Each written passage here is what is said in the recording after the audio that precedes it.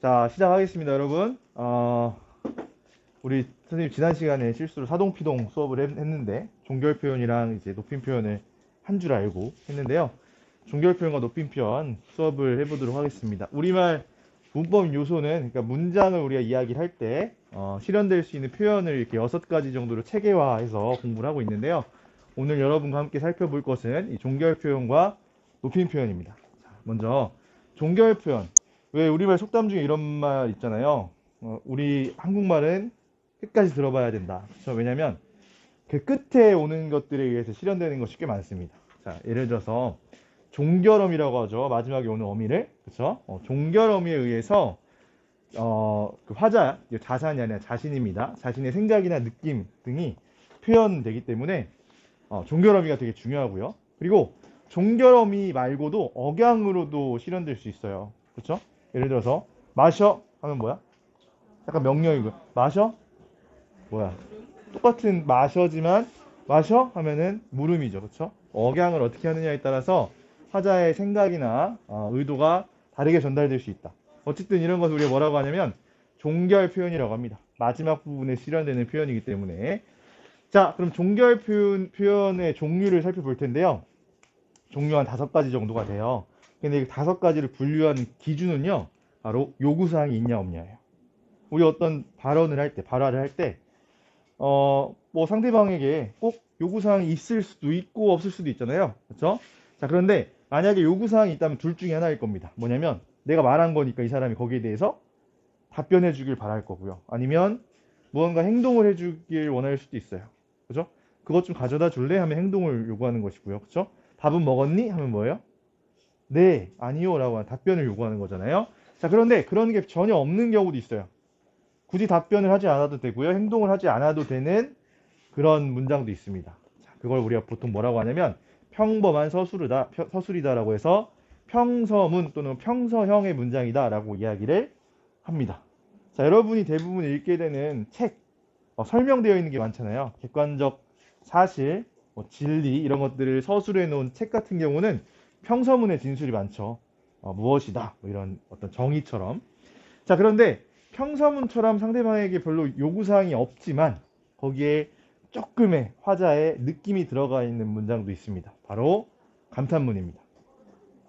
예를 들어서 오늘은 몇 요일, 무슨 요일입니까? 월요일인가요?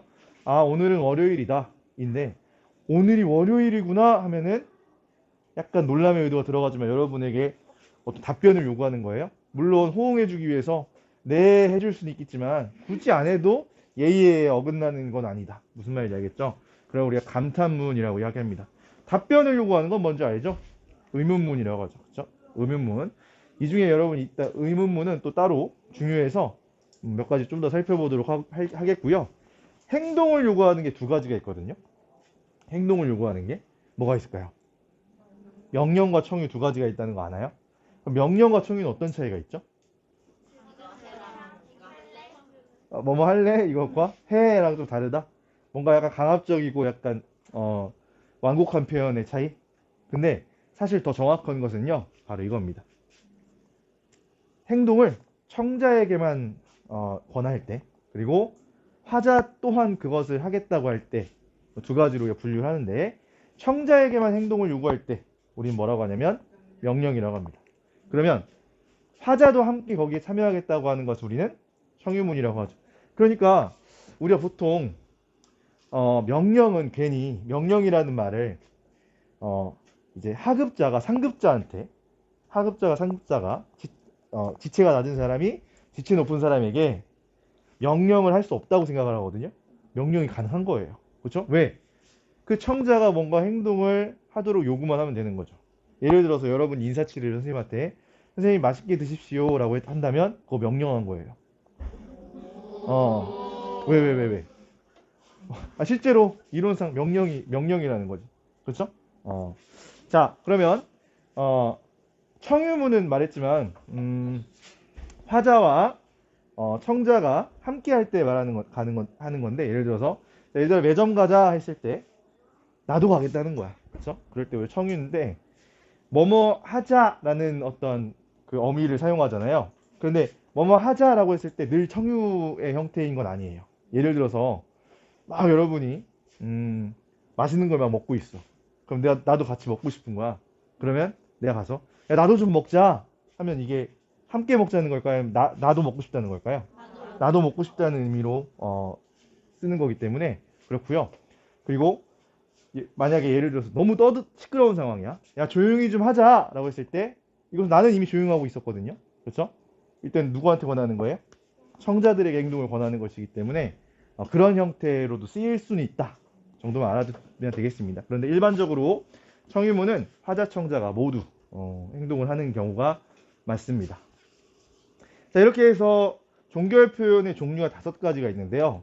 그런데 우리말 또 이것도 있잖아요.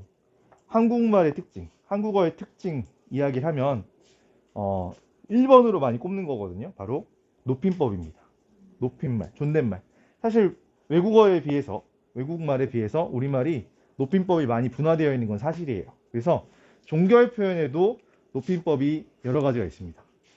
자, 바로 해라, 하게, 오타 좀 정정하고 갈게요. 해계가 아니라 하계체예요.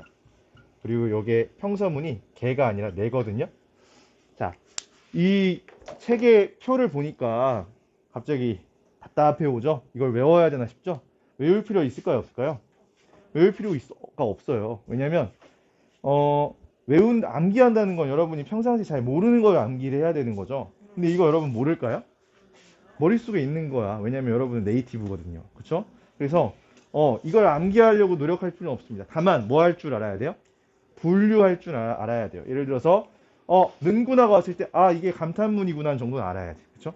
그 정도만 알면 되니까 이걸 외워야 된다는 부담은 없다라는 겁니다. 일단 선생님이 지금 높임법에 따라서 이렇게 종결 표현이 또 분화가 된다고 했죠? 그런데 지금 여기 있는 게 전부가 아니야. 더 있어. 자, 그거에 대해서 간략하게 얘기를 할게요. 사실 높임 표현은요, 종결 표현은 크게 격식체와 비격식체로 분류를 합니다. 그럼 여기 있는 건 뭐냐면요, 바로 격식체예요. 그럼 비격식체라는 건 뭘까요? 여러분, 격식체는 격식을 갖춘다는 얘기겠고, 비격식체는 어때요?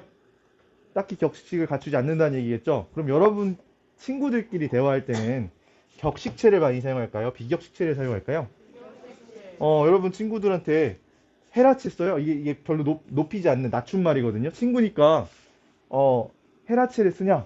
별로 그렇지 않습니다. 왜냐면 뭐 친구가 뭐 했을 때 뭐 놀랄 때 뭐뭐 하는구나 뭐 이런 거 쓸 수는 있지만 평서문 는다 뭐 이런 거 잘 안 쓰고요. 그렇죠? 비격식체를 많이 쓰는데 비격식체는 우리가 낮춤말이 뭐뭐 어로 끝나요. 예를 들어서 뭐해? 나 밥 먹어. 뭐해? 했을 때 나 밥 먹는다 하는 사람 없잖아. 딱딱하게 밥 먹어 라고 합니다. 그죠? 자, 그러면 이 비격식체에도 높임말이 있어요. 상대방을 높여줄 수 있죠. 그렇죠? 여기에 뭐만 붙여주면 될까요? 요만 붙여주면 돼요. 사실 이 2가지만 알면 됩니다. 왜냐면 이 비격식체는 그러면 이렇게 우리가 평서문부터 청유문까지 있잖아요. 이게 어떻게 분화되는 줄 알아요? 바로 아까 선생님 시범 보였듯이 억양에 의해서. 뭐해? 밥 먹어. 밥 먹어? 먹어? 그렇죠. 이처럼 억양에 의해서만 분화되기 때문에 비격식체에는 어미의 종류가 없다. 거의 없다. 그렇게 많지 않다. 그래서 얘를 우리가 뭐라고 부르냐면 해체. 그리고 얘는 무슨 체겠어? 해요체라고 부르기도 하고요. 그리고 얘는 어가 떨어져 있어서 요가 떨어져 있다 해서 요결합형. 얘는 요가 붙여 있죠. 그래서 요결합형 이렇게 부르기도 합니다. 근데 사실 얘는 그렇게 여러분 유의해서 볼 필요는 없어요. 자, 그러면 여러분 선생님한테는 격식체 써요? 비격식체 써요? 비격식체 쓰잖아요. 여러분 요 쓰고 있잖아. 격식과 비격식은 높이느냐 낮추느냐의 차이가 아니라, 그쵸? 여러분과 선생님은 어쨌든 친한 사이잖아요. 친한 사이에는 아무리 상대방이 나보다 나이가 많다고 해도 뭘 많이 사용해요? 비격식체를 많이 사용합니다. 선생님 식사하셨어요? 라고 하잖아요. 여러분들이 선생님한테 선생님 식사는 하셨습니까? 하는 사람 없죠. 그죠? 선생님 식사는 하셨습니까? 했을 때는 뭐야? 격식을 차리는 거예요. 자, 그럼 격식체에 대해서 알아보겠습니다. 격식체에 지금 선생님 높임법을 헤라체부터 합쇼체까지 4등분으로 나눴는데 크게는 이렇게 반 딱 쪼개면 됩니다. 왼쪽은 뭘까요? 낮춤, 오른쪽은 높임이에요. 그쵸? 자, 그러면 뭐부터 볼까요? 자, 낮춤부터 볼까요? 낮춤부터. 자, 낮춤은 상대방에게 높임의 의도가 없는 거예요. 그래서 이 둘 중에 뭐가 좀 더 많이 낮은 걸까? 완전 낮추는 거 뭘까요? 헤라체예요. 헤라체는 진짜 완전 뭐 그냥 하드야, 하드.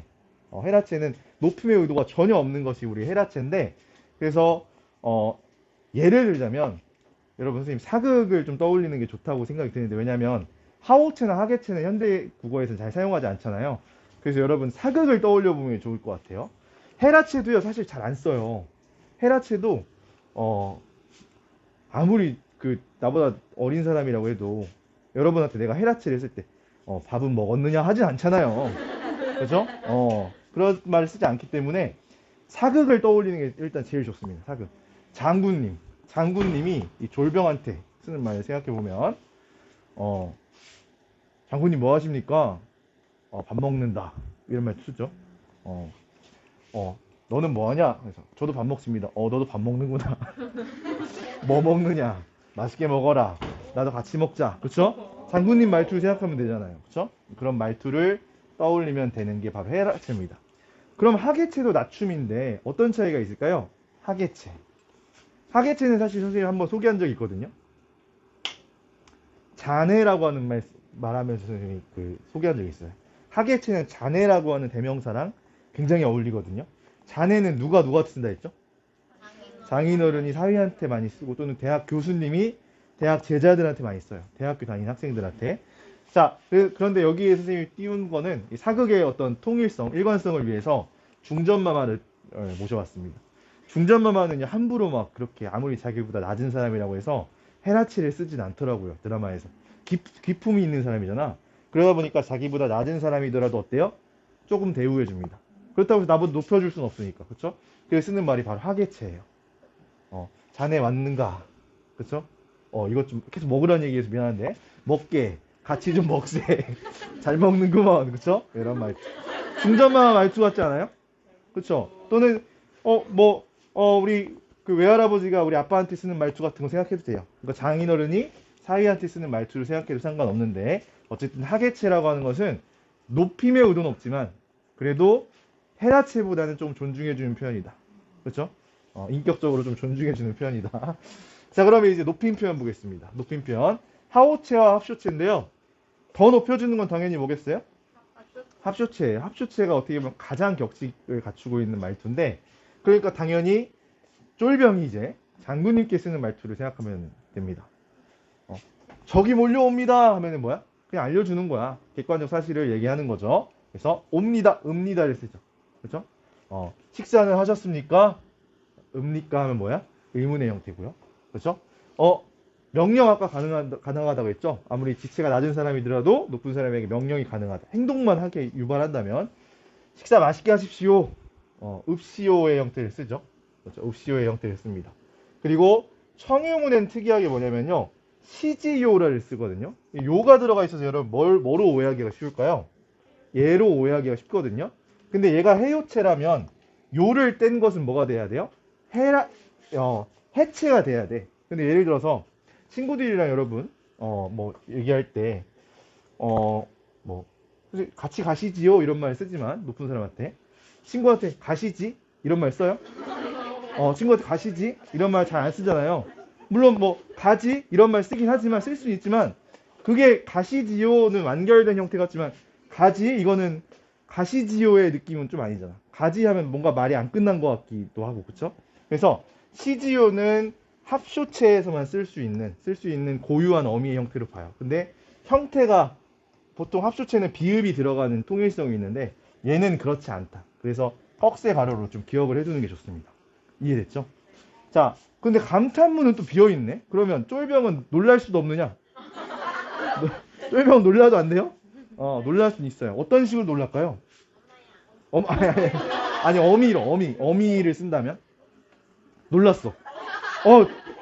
정말 많이 먹었어. 장군이 정말 많이 먹어서 놀랐어. 그럼, 정말 많이 드시는군요. 드시네요. 뭐 이런 말 쓰겠죠? 그렇죠? 드시는군요. 그래서 군요를 쓸 수 있거든요. 그런데 얘는 요를 떼면 뭐가 돼요? 군이야. 많이 먹는군. 가능하단 말이야. 많이 드시는군요. 그래서 군요 같은 경우는 합쇼체의 고유한 형태로 볼 수는 없다. 해요체를 빌리는 거다. 그래서 여기 고유한 형태는 없다는 겁니다. 이해됐죠? 자, 합쇼체는 사실 이제 군대에서 지금도 쓰는 말투예요. 그래서 군대에서 쓰는 말투 우리가 뭐라고 많이 부르죠?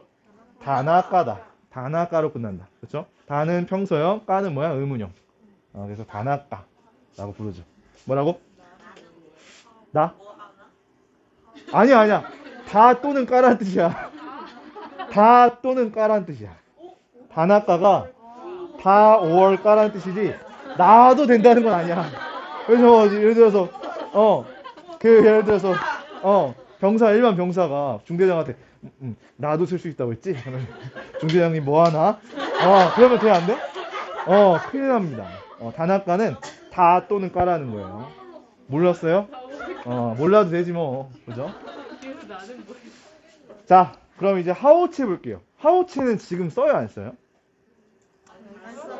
지금 여러분 쓴다고 하면 약간 그래요. 자, 아무튼 하오체는 1930년대까지 좀 썼대요. 일반적으로 사람들이 썼던 말인데 하오체는 뭐 어떤 경우에 있었냐? 일단 높임이겠죠.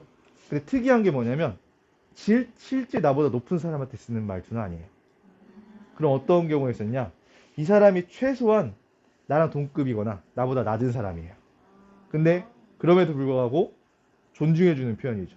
자, 어떤 경우에 쓰냐면 예를 들어서 철수랑 영수가 있었습니다. 철수랑 영수. 이 철수랑 영수가요. 어렸을 때부터 중마고우야 엄청 친했어. 그래서 야 철수야 영수야 이렇게 지내다가 나중에 둘 다 과거급제를 한 거야. 조선시대를 얘기하는 거야. 과거급제를 했어. 그래서 둘 다 승승장구해서 한 명은 좌의정 한 명은 우의정이 됐어요. 완전 정승이 된 거죠. 자, 이 사람이 이제 조정에서 만나서 회의를 해야 되는데 철수 영수였잖아. 친구였잖아. 그치? 근데 아무리 어렸을 때 친구였다고 해도 야 철수야 넌 어떻게 생각하냐 그러겠어요? 뭐라고 하겠어요? 김대감 어떻게 생각하시오? 난 이렇게 생각하오가 되죠. 그죠? 신분도 동등하고요. 나이도 같지만 서로 그래도 존대해 준다는 것. 이걸 하오체라고 합니다. 하오체를 또 많이 쓰는 사람이 있었는데 누구냐면 임금님. 임금님이 이제 예를 들어서 자기 부인 사실 임금님은 자기 부인보다 높은 사람이잖아. 임금님보다 높은 사람이 어디 있어요? 그렇죠? 자기 부인한테 말을 할 때 중전 오늘 무슨 일이 있었소? 그렇구요. 이런 말투 쓰잖아요. 그렇죠? 중전이 나보다 낮은 사람이지만 그런 말투 쓰죠. 중전도 하우치를 쓰나요? 임금님한테? 전하 무슨 일이 있었소? 그래요? 그러니까? 그래요 안 그래요? 안 그러죠? 중전마마는 뭘 써요? 임금님한테 합쇼체를 씁니다. 다녀오셨습니까? 뭐 이런 말투 쓰잖아요. 그렇죠? 그런 말투를 쓴다. 이게 바로 격식체입니다. 이 사극 말투를 생각하니까 다 들어갈 말들을 찾아낼 수 있겠죠? 그렇죠? 하오체 같은 경우는 그냥 다 오야. 다 오고. 그렇죠? 청유문에만 읍시다인데 읍시다도 합쇼체 비읍이 비슷하게 들어가 있어서 헷갈릴 수 있지만 읍시다는 하오체에만 써야 돼요. 예를 들어서 여러분이 이제 선생님한테 뭔가 청유를 할 때 선생님 급식실 같이 갑시다 그러면 돼 안 돼? 급식실 같이 갑시다 하면은 약간 이게 높여주는 건가? 뭔가 헷갈린단 말이야. 갑시다보다는 가시지오가 훨씬 더 상대방을 높여주는 거고 갑시다는 하우체에서만 쓰는 거야. 김대감 같이 갑시다 이게 맞죠? 그렇죠? 이해됐죠? 그래서 얘가 비읍이 들어가 있지만 얘는 하우체로 봐야 된다라는 거까지만 알아두면 되겠고요. 자, 한 가지 추가적으로 알려주자면요. 자, 지난 시간에 선생님이랑 인용절에 대해서 공부했었죠? 지난 시간이겠네요, 여러분은. 자, 인용절은 두 가지 종류가 있습니다. 직접 인용절이 있고 간접 인용절이 있잖아요. 자, 그런데 지금 선생님 6개의 문장이 있지만 이 중에 1, 3, 5 문장은 직접 인용이고요. 2, 4, 6 문장은 간접 인용이에요. 그러니까 각각 직접 인용을 간접 인용절로 바꾼 거거든요. 자, 근데 가만 보면 선생님 빨간 부분에만 좀 주목해 봅시다. 자, 그는 나에게 어디에 사십니까?를 우리가 간접 인용으로 바꾸면 십니까는 뭐가 돼요? 느냐로 바뀌어요. 극단적으로 지금 합쇼체였는데 뭐로 바뀐 거예요? 헤라체로 바뀌게 돼요. 나머지도 보면 삽니다도 산다가 됐고요. 입니다도 라가 돼요. 자, 무슨 얘기를 하고 싶은 거냐면요. 직접 인용을 간접 인용으로 바꿀 때는 뭔가 변하게 된다 했잖아요. 간접적으로 바뀌게 된다고 했는데 높임법이 다 헤라체로 통일됩니다. 어떤 아무리 극단적으로 높이게 말했다고 하더라도 간접 인용에서는 다 헤라체로 변경이 된다라는 것만 알아두면 되겠습니다. 자, 이해됐죠? 자, 그리고 의문문에 대해서 좀 더 자세히 본다고 했죠. 사실 이 종결 표현에서 시험에 난다 그러면 의문문이 나는 경우가 많아요. 의문문이 좀 낼만해서. 자, 의문문에도 종류가 몇 가지가 있거든요. 크게 세 가지입니다. 설명 의문문, 판정 의문문, 수사 의문문이라는 게 있습니다. 자, 각각 명칭이 이미 어떤 의문문인지 말해주고 있죠. 설명 의문문은 이 의문문을 던졌을 때 뭘 해줘야 돼, 청자가? 설명해줘야 돼요. 자, 오늘 저녁 급식 뭐 나와요? 몰라요도 설명해 준 거죠? 뭐라고? 불고기 곱창볶음이라고 나한테 설명했네요. 그쵸? 설명해 줬고요. 오늘 점심에 치킨 나왔나요? 치킨, 점심, 지코바 치킨 나왔잖아. 치킨 좋아해? 치킨 좋아해요? 네 라고 했죠. 이거는 긍정 또는 부정의 대답이죠. 그쵸? 그걸 우리가 판정이라고 합니다. 자, 근데 설명 의문문과 판정 의문문은요, 뭐의 차이일까요? 뭐의 차이일까요? 뭐의 차이예요? 뭐의 차이라고?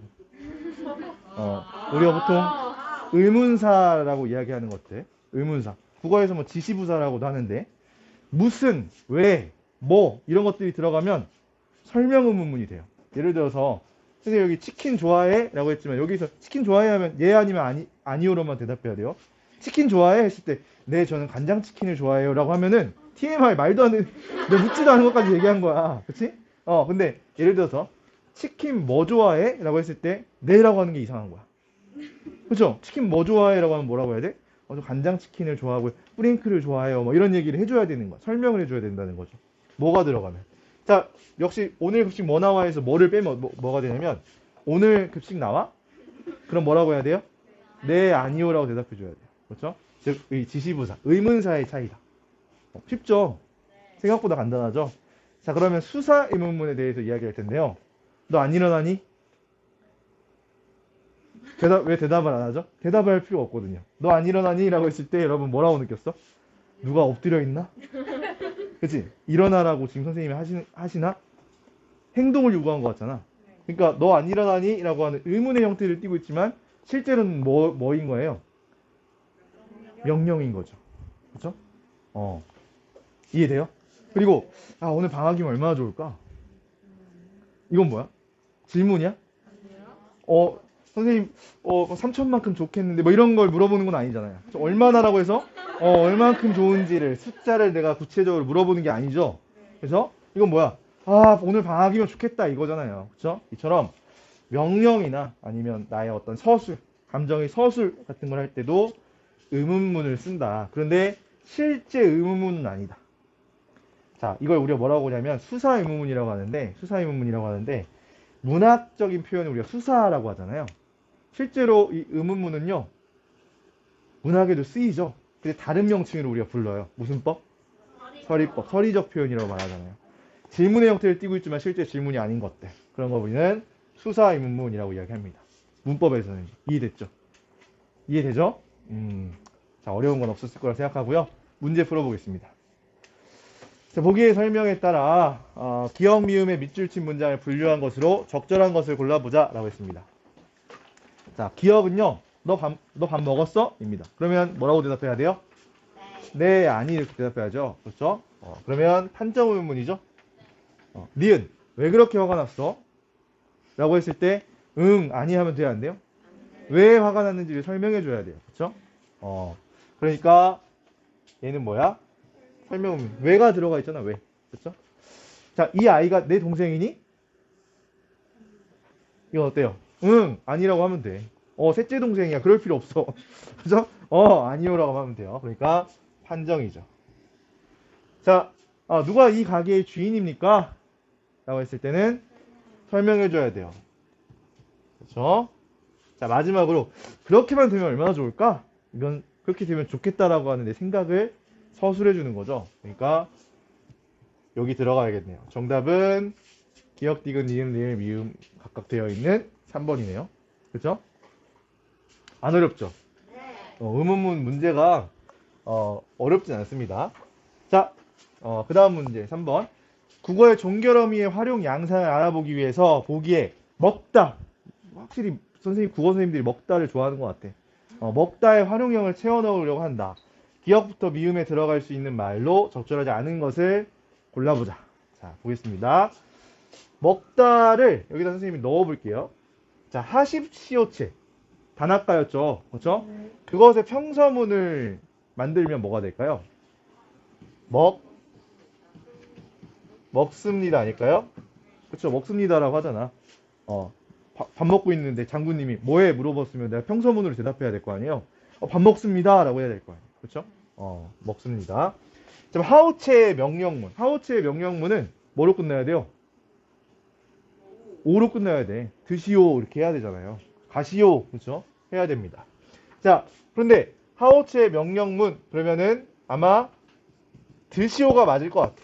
뭐 먹으시오 뭐 이런 거 얘기할 수도 있는데 먹으시오보다는 어쨌든 먹다는 들다라고 하는 게 좀 더 상대방을 존중해주는 표현이기 때문에 드시오가 맞을 것 같습니다. 자, 디귿. 헤라체의 감탄문. 장군님이 감탄하면 뭐라고요? 는구나. 아, 너 정말 잘 먹는구나가 되겠죠. 그렇죠? 디귿에는 먹는구나가 들어가야 될 것 같고요. 자, 리을. 해요체. 그렇지, 먹어요. 요만 되면 되잖아요. 그렇죠? 해체. 의문문 해체. 먹어요? 먹어입니다. 그렇죠? 자, 그러면 각각 맞는지만 확인해 보면 될 것 같은데 기억 먹습니다. 맞죠? 니읒 먹는구려? 먹는구려 이건 뭐예요? 어디 들어가야 돼? 먹는구려. 일단 무슨 말투일까요? 먹는구려 이거 누가 쓸까요? 왕이 쓸 수도 있죠. 왕이 누구한테? 중전한테. 그쵸? 그럼 무슨 말투였죠 아까? 하우체였죠? 그쵸? 하우체의 뭘까요? 감탄이지. 그쵸? 그러니까 얘가 틀렸죠. 정답은 그래서 2번이고요. 디귿 먹는구나 맞죠? 먹어요 리을 맞고요. 먹어 미음 맞습니다. 정답은 2번. 어렵나요? 그냥 그래도 여러분 곰곰이 생각해보면 틀리진 않을 거예요. 그렇죠? 시간이 좀 걸릴 수 있어도. 자, 의문문에 관련된 문제 하나만 더 볼게요. 종결 표현은 거의 의문문에서 많이 나와요. 자, 보기 1을 바탕으로 보기 2에 대해 설명한 내용으로 적절하지 않은 것을 골라보라고 했는데 보기 1은 의문문 우리 공부했으니까 안 봐도 되고요. 보기 2만 보겠습니다. 자, 기억은 듣는 이에게 구체적인 설명을 요구한다. 즉 설명 의문문인지를 묻네요. 자, 오늘 축구 시합은 어디에서 하지? 운동장에서. 그렇죠? 그러면 설명하는 거 맞죠? 친구들에게 줄 편지 다 썼니? 아니라고 대답해야 되지 않을까요? 그렇죠? 그러면 긍정이나 부정의 대답을 요구하는 판정 의문문이 맞죠. 자, 디귿. 설마 내가 이것도 못 들겠니? 이건 뭘까요? 들 수 있다예요. 자, 근데 디귿이 함께 행동을 하도록 요청한다는 점에서 청유문과 같은 기능을 한다? 아니죠. 그렇죠? 내가 못 들겠니? 했을 때 도와달라는 뜻은 아니잖아요. 그죠? 자, 리을. 좀 조용히 하지 못하겠니? 이것은 조용히 하라는 의미를 담고 있다는 점에서 명령문과 같은 기능을 하는 게 맞죠. 그렇죠? 자, 그리고 디귿, 리을은 얘네 둘은 둘 다 뭐예요? 수사 의문문이죠. 그래서 딱히 대답을 요구하는 것은 아니다. 정답은 3번. 쉽죠? 그렇죠? 이런 문제만 나오면 얼마나 좋을까, 그지? 자, 그럼 이어서 높임 표현 보도록 하겠습니다. 높임 표현. 사실 높임 표현 안에 우리가 방금 공부했던 종결 표현이 들어가요. 방금 우리 존댓말에 대해서 공부한 거잖아요. 자, 이 높임 표현이라고 하는 것은 이 말하는 사람이 듣는 이, 즉 상대방이나 또는 문장 내에 등장하는 다른 대상을 높이거나 낮추는 정도를 말합니다. 자, 예를 들어서 볼게요. 뭐 이런 정의를 여러분 외울 필요는 없죠? 자, 대화 상황입니다. 지금 각각 나이가 다른데요. 30살 삼촌, 60살의 할아버지, 17살의 여러분들의 노래 학생입니다. 이건 참고로 사탕입니다. 아까 오해하더라고. 사탕입니다. 자, 지금 30살의 삼촌과 17살의 학생이 지금 대화를 나누는 상황이에요. 그러니까 각각의 화자와 청자가 되겠죠? 그럼 이 할아버지는요, 이 대화에 끼진 않으셨고요. 이 두 사람의 대화에 주어로 등장합니다. 주체로 등장해요. 자, 할아버지께서 어디 계시니? 할아버지께서 식사를 하고 계십니다. 라고 지금 이야기를 했습니다. 그럼 이 두 문장에서 주어는 누구예요? 할아버지죠. 할아버지를 높이기 위해서 사용한 장치들을 좀 볼까요? 일단 할아버지께서 식사를 하고 계십니다 해서 제일 먼저 보이는 거 뭐예요? 깨서가 보이죠? 이거 뭐예요? 주격조사죠. 주어를 나타내주는 주격조사인데 우리가 보통 주격조사하면 이 가를 떠올리잖아요. 근데 할아버지가 식사를 합니다가 아니라 식사를 하고 계십니다라고 표현함으로써 할아버지께서라고 표현함으로써 할아버지를 높여주고 있죠. 그래서 깨서는 주체를 높여주는 주격조사라는 것을 우리 알 수 있습니다. 그리고 식사는 어떨까요? 그러면 식사는 높여주는 것 같아요? 식사보다 좀 더 높은 말 있지 뭐야? 진지가 있잖아요. 사실 식사는요 어른이 이제 자기보다 나이가 어린 사람한테도 쓸 수 있는 말이에요. 식사는 했니? 라고 하잖아요. 높임말이라 보긴 어렵고요. 근데 이제 진지는 좀 달라.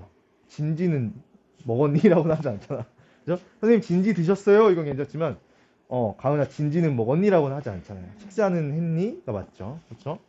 자, 그래서 식사는 아니고요. 하시고에도 뭐가 있는 것 같죠? 뭐가 보여요? 시. 이 시의 정체는 뭘까요? 그렇지. 여러분 하고의 하는 뭐냐면 어간입니다. 그럼 고는 뭐예요? 어미죠. 근데 여러분 말했지만 이 어절 맨 뒤에 오는 어미를 우리가 뭐라고 한다 했죠? 어말어미라고 한다 했지. 맨 뒤에 오면 어말어미야 무조건. 어말어미인데 이 어말어미의 지금 사이에 시가 왔잖아요. 시도 어간 뒤에 오니까 어미는 어미인데 어말어미보다 먼저 왔으니까 뭐라 부른다? 선어말어미라고 부른다. 근데 얘가 기능이 뭐다? 주체를 높여준다. 그래서 주체 높임의 선어말어미라고 부르는 녀석입니다. 국어의 선어말어미가 한 7개 정도밖에 안 돼요. 얼마 안 돼요. 그 중에서도 높임, 주어를 높여주는 것은 이 시밖에 없습니다. 그러니까 이거 기억 못하진 않겠죠. 그쵸? 시. 자, 그리고 한 가지 더 있는데 뭐가 있을까요? 계시다에도 시가 있네요. 여기 시도 선어말어미일까요? 만약에 얘가 선어말어미라면 시를 뺐을 때 개다라는 말이 단독으로 쓰일 수 있어야 돼요. 근데 여러분 어디에 있다라는 의미로 개다라는 말 써요? 쓰지 않죠. 즉 계시다는 이 자체가 뭐야? 하나의 단어 그리고 주어를 높여주는 기능을 하는 특수한 어휘라는 뜻이죠. 자, 그럼 이건 어떨까요? 드시다도 그럴까요? 드시다. 드시다는 어때요? 드시다는 시를 떼어낼 수 있습니다. 들다의 도잖아. 어서 들어. 그죠? 어서 드셔요. 그죠? 할 때 드시다는 그럼 리을 어떻게 된 거예요? 탈락한 거죠. 그죠? 시 때문에. 뭐 때문에? 시. 나보시오 기억나죠? 나보시오. 자, 아무튼 주어를 높여주는 방법 3가지에 대해서 공부했습니다. 주어를 높여주는 방법은 이처럼 조사, 어미, 어휘에 의한 방법이다. 이것을 우리는 주체 높임이라고 불러요. 그리고 이 17살 학생은 당연히 삼촌한테 존댓말 해야 되겠죠? 우리가 소위 존댓말이라고 하는 것은 누굴 높여주는 거예요? 상대방을 높여주는 거예요. 그렇죠? 청자를 높여주는 거죠. 그렇죠? 자, 그럼 청자를 높여주는 방법은 아까 다 공부했습니다. 뭐야? 바로 종결어미에 의해서 실현됩니다. 상대를 높여주는 방법, 상대 높임은요, 종결어미로 만들어지는 거예요. 그래서 아까 종결 표현을 공부했으면 상대 높임은 이미 다 공부한 겁니다. 이해됐죠? 그렇죠? 넘어갈까요? 자, 그런데 이제 역시 뭐 둘이 대화를 하고 있는데 이 할아버지를 또 이 두 사람이 언급을 하는 거예요. 그런데 할아버지가 더 이상 주어는 아닙니다. 자, 만약에 다른 대상, 즉 부사어나 목적어로 이 문장에서 언급될 때, 주어가 아닐 때, 주어가 아니면서 사람이 등장할 수 있는 방법은 목적어, 부사어가 일반적입니다. 자, 그런 상황에서 이 할아버지 어떻게 높여줄 수 있을까에 대한 이야기인데 볼게요. 할아버지 고향이 어디시니? 제가 할아버지께 여쭤볼게요. 자, 위의 문장에 주목해 봅시다. 이 문장의 주어는 뭡니까? 저예요, 저. 1인칭이 됐죠? 1인칭을 높여줄 수 있을까요? 나 자신이 여러분 높일 수 있나요? 나님이 말이야? 그럴 수 있어요? 그러면 안 되잖아. 그쵸? 일반적이지 않지? 자, 그럼 여기서 높이는 것은 누구냐면 할아버지입니다. 할아버지는 주어가 아니죠? 여기서 문장 성분이 뭐예요? 대상이니까 부사어예요, 부사어. 그쵸? 부사어인데 이 부사어를 높여주기 위해서 조사가 좀 특이해 보이는 게 붙었죠? 뭐예요? 깨가 붙었습니다. 보통 깨가 아니라 뭘 붙여요? 친구에게 물어본다. 그쵸? 에게를 쓰는데 깨를 썼다. 이 깨도 뭐다? 부사어를 높여주는 부사격 조사입니다. 아까 깨서랑 비슷해요. 깨서는 주어를 높여줬다면 깨는 부사어를 높여주는 부사격 조사다. 공부했었죠. 우리 격조사 공부할 때. 자, 하나 더 있습니다. 뭘까요? 여쭙다예요. 여러분 보통 친구한테 여러분 물어볼 때 누구누구에게 여쭙다라는 표현을 써요? 어, 주은이에게 선생님 여쭈어 볼까요? 굉장히 어색하죠? 여쭈다라는 표현은 누구한테 쓰는 거야? 높은 사람이 어른에게 쓰는 거죠. 그렇죠? 자, 여쭙다는 그러니까 할아버지를 높여주는 게 분명한 것 같은데 혹시 얘도 아까 그 선어말어미 시처럼 이 안에 선어말어미가 있는 걸까요? 아니지. 얘는 그냥 그 자체가 객체를 높여주는 기능을 하는 특수한 어휘예요. 그러면 시처럼 객체 높임에는 선어말어미가 없을까요? 없어요. 아까 말했지만 지금 높임법을 실현할 수 있는 선어말어미는 시가 유일하거든요. 근데 옛날에는 있었습니다. 뭐가 있었냐면 아마 들어봤을 수도 있을 것 같은데 삽잡잡 처음 들어요? 삽잡잡 처음 들어봐요? 삽잡잡이라는 형태가 있었어요. 자, 여쭈어도 사실은 어디서 온 거냐면요. 옛날에 물어보다는 뜻으로 지금은 쓰는 말은 아닙니다. 였다라고 했었어. 물어본다. 였다. 근데 여기에 만약에 그 부사어가 여쭈어 봐야 되는 그 물어봐야 되는 대상이 높은 사람이라면 여기에 선어말음이 잡을 넣어줬어요. 그럼 뭐가 돼요? 엿잡다가 돼요. 이게 엿잡다 되다가 현대국어에 대해서 뭐가 된 거야? 여쭙다. 여쭈어가 되는 거예요. 이해됐죠? 그죠? 여러분 누군가를 만나 예를 들어 보다 누구를 보다 라는 표현 쓰잖아요. 그런데 어른이라면 그 대상이 어른이라면 뭐라고 해요? 뵙다라는 표현 쓰지 않아요? 왜 뵙다일까요?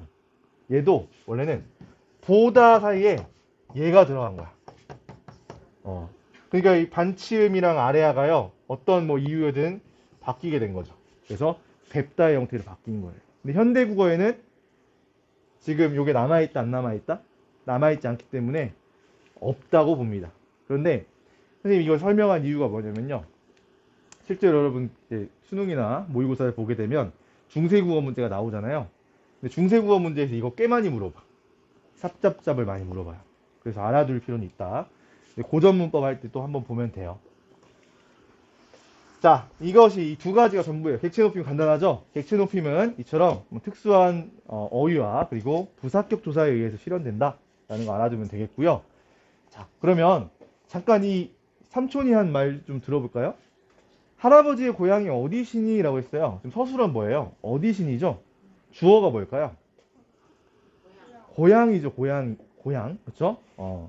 자, 그런데 보통 이 시는 주체를 높여주는 거라고 했는데 주어가 고향이라면 고향을 높여줬다는 건데 여러분 고향을 높여준다는 거 일반적으로 상식적으로 좀 말이 될까요? 안 된다고 생각이 들죠. 그런데 우리말에서는 고향을 높일 수 있는 것으로 봅니다. 자, 뭐에 대해서 설명할 거냐면 간접 높임에 대해서 이야기를 해보겠습니다. 간접 높임. 간접 높임이 뭐냐면 예를 들어서 선생님이 가지고 있는 물건이 있어. 선생님이 가지고 있는 물건이 있는데 그 물건을 만약에 여러분이 높였어. 그럼 당연하게 이 물건을 갖고 있는 사람은 어떻게 되는 걸까요? 자연스럽게 높아지는 거야. 이해됐어요? 이걸 뭐라고 하냐면 간접 높임이라고 해요. 그 사람이 갖고 있는 소유물, 그 사람의 일부, 그 사람의 뭐 생각 이런 것들을 높여주면서 그 사람 자체를 높여주는 거. 그걸 우리는 간접 높임이라고 하는데요. 예를 들어볼게요. 할아버지 목도리가 예쁘시네요. 자, 이때도 지금 이 시는 왜 쓴 거예요? 목도리를 지금 높이고 있죠. 목도리를 높이면서 당연히 진짜 목도리를 존중해서 높인 거예요? 아니죠. 할아버지가 하고 있기 때문에 할아버지의 소유물이기 때문에 높여준 겁니다. 그럼 당연히 누군 높아요? 할아버지도 높아지는 거죠. 선생님 삼촌 목소리가 좋으십니다 라고 했을 때 요 시는 뭘 높여주고 있어요? 목소리가 사실 뭐 사람도 아니고 높이긴 어렵잖아요. 그런데 목소리를 높이면 그 목소리를 소유하고 있는 그렇죠? 소유하고 있는 사람이 자연스럽게 높아지는 간접 높임인 겁니다. 이해됐죠? 그렇죠? 오늘 조회 시간에 말씀이 계신가요? 이것도 계시다라고 하는 것은 말씀이라고 하는 주어의 생각을 높여준다 라는 겁니다. 자, 이걸 우리가 뭐라고 하냐면 간접 높임이라고 한다는 거예요. 간접 높임. 자, 간접 높임은 정리하자면 주어의 신체 부분, 그리고 소유물, 생각과 같은 관련된 말에 주체 높임의 선어 말음이 시를 쓰면서 그것을 소유하고 있는 주어를 높여준다. 소유주를 높여주는 그런 기능을 하는 것이 바로 간접 높임이라는 거예요. 근데 여러분, 말씀이 계시다라면 좀 어색하지 않아요?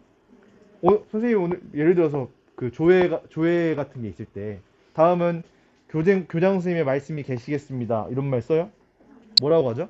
다음은 교장 선생님 말씀이 있으시겠습니다. 쓰죠. 그죠? 계시다라고 하는 것은요, 간접 높임에서는 쓰지 않습니다. 간접 높임에 쓰지 않는다. 아마 교재에도 적혀 있을걸요? 그죠? 계시다는 어떤 경우에만 쓰냐면 직접 높임만 쓰이고요. 간접 높임의 경우에는 계시다를 쓰지 않고 똑같은 의미인 있으시다를 쓴다. 라는 것까지만 알아주면 되겠습니다. 됐나요? 오케이. 자, 그럼 문제 풀고 마무리할게요. 자, A부터 E 중에 보기의 밑줄 친 부분에 해당하는 것을 골라보자 라고 했습니다. 보기의 밑줄 친 부분은요, 세 가지 높이법 다 쓰인 걸 찾으래요. 자, 볼게요. 할아버지의 귀염둥이 손자 민수입니다. 여기는 딱 하나밖에 안 보이네요. 뭐? 입니다. 상대 높임밖에 안 보이죠? 오늘 할머니께서 뭐죠? 주체 높임이죠. 그죠? 오셔서 함께 식사하시고 시가 많이 들어가 있는 주체 높임이에요. 조금 전에 가셨어요. 뭐야? 상대 높임이죠. 그죠? 자, 할머니께 뭐죠? 깨는 뭐야? 객체죠. 깨서가 뭐야? 주체 높임이죠. 안부를 여쭈었는데 여쭈어도 뭐야? 객체죠. 할아버지께서 얘가 주체죠. 편찮으시다는 이야기를 들었어요. 상대 높임이죠. 자, 그러니까 지금 C에 보면 객체 높임, 주체 높임, 상대 높임이 어때요? 다 쓰였죠. 정답은 3번입니다. 그죠? 자, D. 할아버지 빨리 회복하셔서 C가 들어가 있죠. 주체 높임. 다음에는 할머니와 함께 놀러 오시면 좋겠습니다. 습니다. 뭐야? 상대 높임이죠. 이번 시험이 끝나면 부모님과 함께 주말에 꼭 뵈다 아까 선생님이 설명했던 거잖아. 뵙다. 누구누구를 뵙다. 할아버지를 뵙다. 누굴 높여주는 거야? 할아버지를 높여주는 거잖아. 목적어니까 대상이죠. 객체잖아요. 그쵸? 객체 높임이죠. 갈게요. 상대 높임. 그러니까 얘는 주체 높임이 없죠. 정답은 다 포함된 건 C밖에 없네요. 됐죠? 어렵나요? 좀 빨라서 좀 헷갈릴 수 있는데 천천히 보면 다 알 수 있는 겁니다. 자, 기역, 니은의 사례를 적절하지 않은 것을 골라보겠는데 기역은 직접 높임, 니은은 간접 높임입니다. 자, 1번. 이모가 보약을 드셨다라고 했는데 누가 드셨다고요? 이모가 드셨어요. 이건 직접 높임이죠. 곱대. 뭐가 고우시대요? 이건 지금 손을 높여주는 거죠. 손을 높이면 이 손을 소유하고 있는 이모도 높여주는 거잖아. 뭐야? 간접 높임이죠. 고모는 손자가 있으시다. 있으신 건 뭐예요? 손자잖아. 손자가 있으신 거잖아. 왜 무슨 높임이야 이거? 간접 높임이죠. 지금 집에 계신 건 고모죠. 직접 높임이죠. 지금 물어보는 게 기역이 직접이고 니은이 간접이어야 되는데 2번은 어때요? 바뀌었지. 정답은 2번이에요. 자, 선생님은 조금 편찮으시다. 편찮으시다의 주어 누구야? 선생님을 직접 높여주고 있죠. 따님 예쁘시다. 이거 선생님이 안 예쁠 수도 있어. 그죠? 따님을 높여주면서 뭐야? 선생님을 간접적으로 높여주는 거예요. 자, 아버지는 일찍 귀가하셨다. 아버지를 직접 높여주고 있죠. 아버지는 귀가 예민하시다. 예민하신 게 어디야? 귀를 높여주면서 아버지를 간접적으로 높여주고 있고요. 삼촌이 고향으로 돌아가셨다. 누가? 삼촌이 직접 돌아가신 거예요. 자, 삼촌이 눈이 나쁘시다. 나쁜 건 삼촌이 아니라 뭐예요? 눈이 나쁜데 눈을 높여주면서 삼촌을 간접적으로 높여주고 있습니다. 정답은 2번. 확실하게 2번이네요. 자, 이게 마지막 문제입니다. 어렵지 않아요. 자, 높임법 마지막 문제예요. 자, 기역부터 미음에 대한 설명으로 옳지 않은 것을 골라보자. 자, 기역은 주체인 할머니를 높이는데 깨서와 계시다를 사용하고 있다. 뭐 설명은 맞아요. 자, 그럼 만나볼게요. 할머니께서 읽고 계신다. 맞죠? 주체를 높여주는 방법 맞고요. 니은은 객체인 어머니를 높여주는데 조사, 깨를 쓰고 있고요. 그리고 특수 어휘 들이다를 사용하고 있다. 맞습니다. 한번 니은 볼게요. 누나는 어머니께 모자를 선물로 드렸다. 맞죠? 객체 높임법. 자, 디귿은 주체인 할아버지를 높이는데 깨서와 시를 사용하고 있다. 얘도 뭐 예문이 맞으면 맞을 거예요. 할아버지께서 월요일 오후에 병원에 가신다. 깨서와 시를 모두 사용하고 있습니다. 자, 4번. 리을은 주체인 선생님을 높이는데 말씀을 사용하고 있다라고 했는데, 자, 리을 보겠습니다. 선생님과 대화하는데, 선생님, 제가 드릴 말씀이 있습니다. 잠깐만, 여기 주어 누구예요? 제가야. 선생님이 아니야. 그럼 선생님 주체인 선생님을 높이는데 사용하고 있는 게 아니죠. 그럼 말씀은 여러분 사용하는 방법이 두 가지가 있거든요. 두 가지 용법이 있어. 하나는 뭐냐면 이제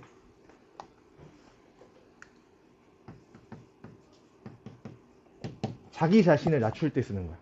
선생님 제가 드릴 말씀이 있는데요. 할 때는 말씀을 낮추는 거죠. 그리고 아까 선생님 말씀이 있으시겠습니다. 할 때는 뭐야? 그때는 높임의 의도가 있어요. 다른 사람의 말을 말씀이라고 할 때는 높임인 거고요. 내 말을 말씀이라고 할 때는 낮추는 거야. 여기서는 말씀은 높임 자체가 아니에요.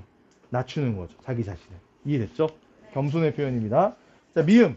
아버지, 저는 아버지를 예전부터 존경해 왔습니다. 했을 때 상대방을 높이기 위해서 씁니다. 라고 하는 하십시오체를 사용하고 있는 게 맞죠. 그래서 정답은 4번입니다. 자, 이렇게 해서 수업 마무리하겠습니다. 끝.